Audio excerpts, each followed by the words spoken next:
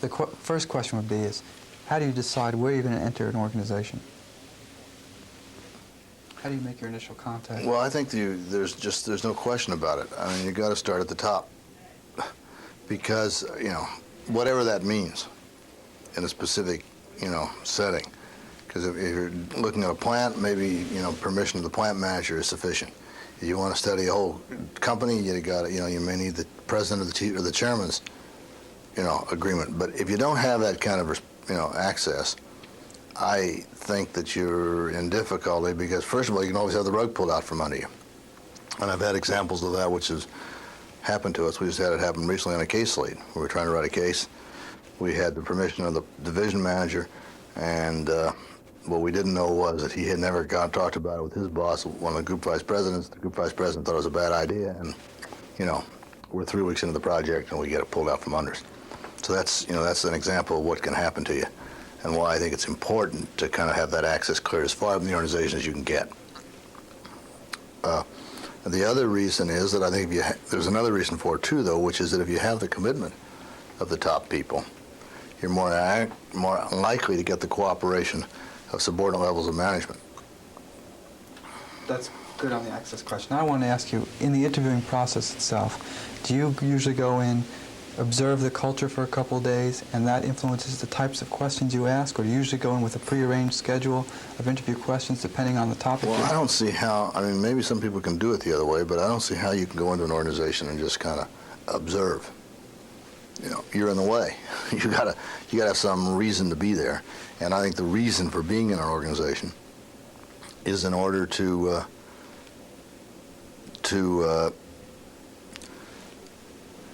or let me say, a reason for being in an organization is just the simple act of asking questions. Now, you may start with a fairly simple agenda as to what you want to find out, and and I think you should always allow, particularly in exploratory research, you want to allow flexibility, and and you want to allow for the possibility of complicating the kinds of questions you want answered. But I think you got to start with the assumption that you got questions that need answering, even initially, and then try and broaden them out as you go along. But that gives you a reason for being in the organization, and it gives you a chance to kind of observe other things. But I for one can't learn just by sitting in a chair and watching an organization. I think you gotta be talking to people. Then what you see makes sense. What sort of things do you look for in an interview? How do you arrange your questions? How do you arrange the question? How do you decide on what types of questions to ask? Well, I think you always have some broad reason for being in an organization, whether it's to write a case, whether it's to do a piece of, more systematic field research. You know sort of what your basic hypotheses are, and you start out by arranging a set of questions which relate to them. Or, maybe you start with some factual questions which help you to kind of understand the context. But there's plenty to learn, and you start by asking some questions. The most basic questions first, I think, and then let them kind of build. And as people talk, you may learn more, and you may think of ways of complicating them. How do you keep track of what the people are saying? You take notes, you use a tape recorder? I've never had much success with tape recorders. And specifically, how do you write it down after each question? I write it down. I keep writing as fast as they're talking. And then, how do you quantify that after the interview? Well, I don't. I've never tried to quantify that kind of data. I mean, it seems to me, if you want quantifiable data, then you better use a questionnaire.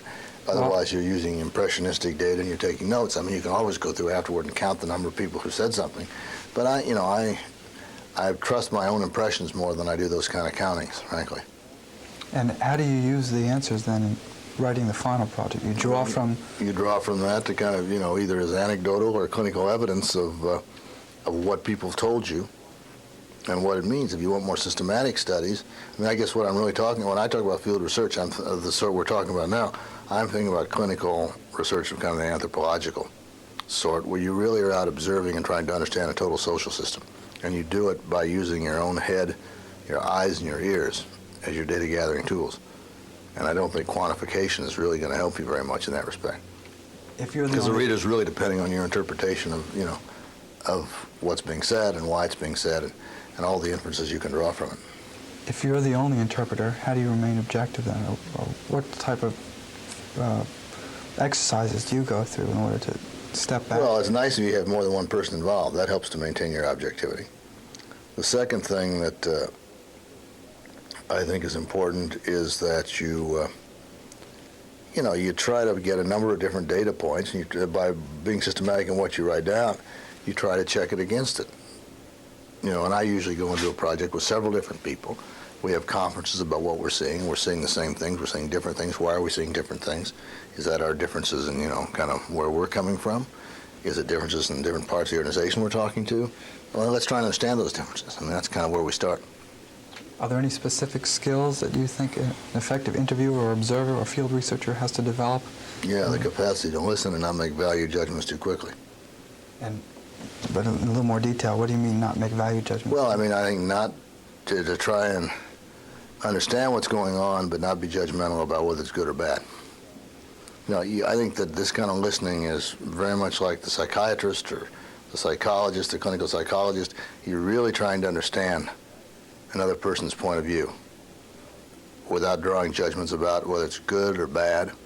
That has two values. It enables you to, it encourages people to keep telling you what they feel and think.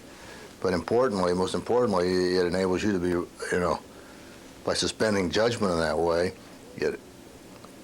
I said more importantly, equally importantly is what I mean.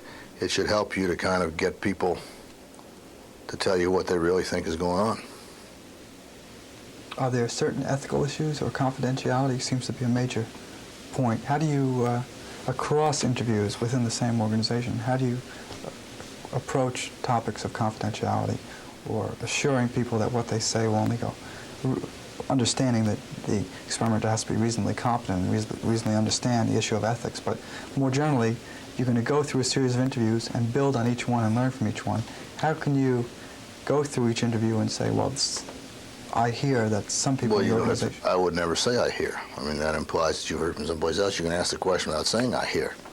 And you certainly don't have to attribute to any other individuals. I mean, just the standard practice, I would never say I hear or I've been told. I would just ask questions. And do you say your question... What's to be gained by saying I hear? Well, you say something like, I've heard or I've seen in your organization that there's a problem in such and such area. What's your opinion on this problem?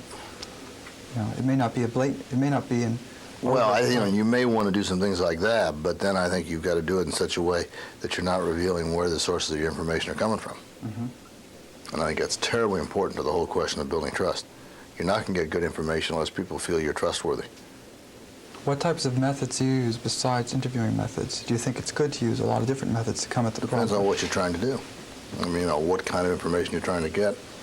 And, I think questionnaires have their value. A lot of things have their value if you understand what it is you're trying to do. In your own work, what technique do you use most generally? Does it vary with the problem? Well, it varies with the problem, and it varies with the thing I'm trying to study. Do you want to talk about an example of field research that you've done and say how you've used different approaches? Well, with a specific problem? I think it just depends, it depends so much on what you're trying to get at. I mean, I think if you go way back to the study we did in organization and environment, it's a good example of multiple methods because we use questionnaires to get at certain kinds of issues of structure and relationships, but then when we got right down to it, we wanted to try to understand why these differences existed in an organization. We wanted some explanation, and then we really found out we had to rely on interviews and getting people to tell us what they did and then comparing what we heard in one organization with what we heard in another organization. How did you learn how to do field research? Through practice? Or through practice. I think that's the way to learn. And do you think, well, then you just answered the question, graduate students or doctoral students here... Oh, you can learn. I mean, there's no question you can take courses and get instructions from people who know how to do it, but you've got to go out and practice it. I mean, it's not a skill which you can learn and then in the classroom and then expect to be perfect the first time you go out. It's like, I suppose it's like any other complex skill. It requires a lot of training and a lot of experience. And the experience is the important component. Experience being just doing it. Doing it, yeah. I think it's helpful to do it with somebody who's experienced at it and can give you some feedback about how well you're doing and, things that you may not see yourself. I want to get, we've talked about a lot of the surface issues, but what about the real practical? I want to get a sense across in the film of if you walk into a guy's office, you see how his desk is arranged, or you see what kind of suit he's wearing, or if you go to IBM, you know to wear a three-piece suit. How do you gauge your own behavior to what you're trying to find and to the culture? How do you know what to wear to a party? I mean, or to social engagement, you get some sense, of what's appropriate dress, and God help you if you're wrong. And the same thing's true in this business. You just have to think a little bit about it. If I'm going out into a factory, I wouldn't dress like this. If I'm going to see a banker or something, I wouldn't dress like this either. I'd wear a white shirt. But, it depends on what you're trying to do. What sort of things do you look for in the environment that tip you off? Well, you look at how the people are dressed. Simple things, What are the formality, the informality. I mean, to me, it's like saying, how do you learn social awareness or social sensitivity? You learn to read a situation. And that's what I think you got to do in this business. I mean, you're talking about how you get inside the first place. What is the difference? You drew a strong line between consulting and field research. It seems like in field research there's still this sort of exchange. The similarity is there's got to be some trust, okay, in both. But the basis of trust is very, very different. I mean, and the reason for trust. In field research, you're making no commitment to help the other person. You're only making a commitment to try to understand they're making a commitment to really help you by letting you study them. And I think the only valid quid pro quo is you're helping me do research. And the reward you're getting for it is some sense of making a contribution to knowledge. Period. And consulting the contract is very different. I'm there to help you because I know something you don't know. I have some wisdom, and I have the power of that wisdom and knowledge, and that gives me a very different relationship with the organization. See, a lot of people would say... And I have to do some very different things to build trust.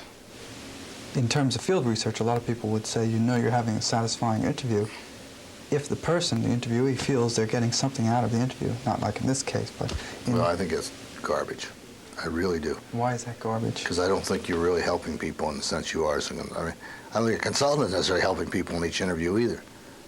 I don't think that people really, I don't know what they mean by getting something out of the interview, but if you mean help, better understanding of themselves or their situation, I don't think that's necessarily. Making the people feel better about themselves because they get a chance to get things off their chest. Well, that's different, but that's not help. To me, that, everybody loves to talk and loves to feel like they're the center of attention. I think people too seldom have that opportunity. So there's no question that that's a motivation for people talking to you. But I think, when you said help, I was really thinking, we're going to help people understand themselves, help people understand the situation, and I don't think that's valid. Have you done any major field research projects recently? Yeah, I just finished one a couple of years ago. I just finished one about a year and a half ago. You want to talk about that and some of the things briefly, what it was? What I'm trying to do for the film is get anecdotal stories in addition to the factual information of what people actually did in the field and what they learned. Well, we did this, Gordon Donaldson and I did this field study of corporate managers and their processes by which they set corporate financial goals and reach strategic decisions. And there's an example where you're really dealing with some very busy people under severe limits of time, and you have to really do the best you can to get information as fast as you can, and you have to build relationships very, very quickly. And you really then, I think, are relying very heavily on your position as a professor here and your reputation, and the people are kind of coming together. Their desire to be helpful is coming together with their respect for you and your reputation. What do you, has that influenced what you'll do in the future in relation to field research projects, or do you have any things? No, it's made me aware that to do research at that level, you've got to figure out how to do it very quickly with a minimum of time and a maximum of organization, because you just don't get access to these people really for very much time. It's a very different sounding than the William Foote White walking around the North End for a couple of years. You're goddamn right it is. It's a very different kind of process. Because you're dealing with very different individuals who really don't have time. They're living a very busy life, and they just don't have time to give you more than an hour or the hour or two they've committed. Now, so is there some sort of distinction now that's being drawn between this more social anthropological stuff that Bill White and others have done, Peter Blau, and today's field research, which is in this rush? Well, I think the question is really how valid is the data we're getting in this kind of more rushed environment. It's obviously more interpreted and filtered to the people who are telling you. You don't have a chance for first-hand observation. It seems to me you got to rely much more on multiple data points. A number of different people telling you the same thing, but either about the individual or about a set of individuals. And do you also observe people, but just observe in addition to? No, you can't do that with these guys Why is that? because they just throw you out of their office. I mean, I'm talking about, very senior, presidents and chairmen of large companies. I don't think they're going to let you sit in their office and observe them. Mm-hmm. I mean, they don't. First of all, they don't stay. They don't stay put that long. But these are incredibly busy people. I mean, they really are. Uh-huh.